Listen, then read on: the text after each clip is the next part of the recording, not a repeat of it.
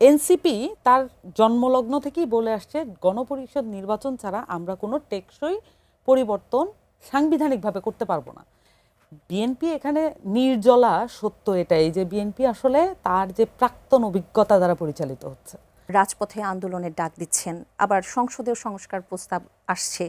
আপনারা বলছেন জুলাই সনদ বাস্তবায়নে সরকারের সদিচ্ছার অভাব আছে। কেন মনে হচ্ছে যে সংসদীয় যে এই বিতর্ক শুধু একটি কালক্ষেপণ, এবং এই জুলাই জাতীয় সনদ বাস্তবায়নের প্রক্রিয়াটা কোথায় হবে, সংসদে না রাজপথে?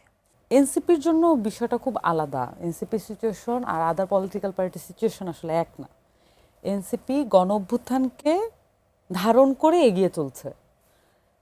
এটা কেন বললাম, স্পেসিফিক্যালি উল্লেখ করা প্রয়োজন। এনসিপি একমাত্র বিরোধী দল এই মুহূর্তে, বা একমাত্র রাজনৈতিক দল যার প্রস্তাবনা এই মুহূর্তে নির্বাচনের অব্যবহিত পরেই, সংসদ বসার পরেই আমরা প্রমাণিত হতে দেখলাম যে তার বক্তব্য সবচেয়ে সঠিক পজিশনে ছিল।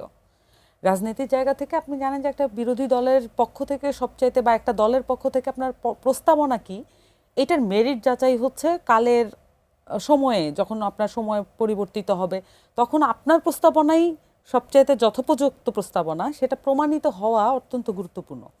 এনসিপির প্রস্তাবনা এখন পর্যন্ত তার মানে ইশতেহার অনুযায়ী প্রথম দফায় গণপরিষদ নির্বাচন। আমরা কিন্তু এটা বলেছিলাম যে এই সাংবিধানিক সংকটগুলো এখন দেখানো হচ্ছে, আমি এটাকে মনে করি না সাংবিধানিক সংকট, কিন্তু যা কিছু দেখানো হচ্ছে এই বিষয়টা ঘটতই। কারণ সকল সরকারি দল, এই সংবিধান এমন একটা সংবিধান, এমন একটা মজার সংবিধান, এমন কোনো সরকারি দল নাই, এমন কোনো দল নাই যারা সরকারে গিয়েছে আর এই সংবিধানের প্রশংসা করে নাই।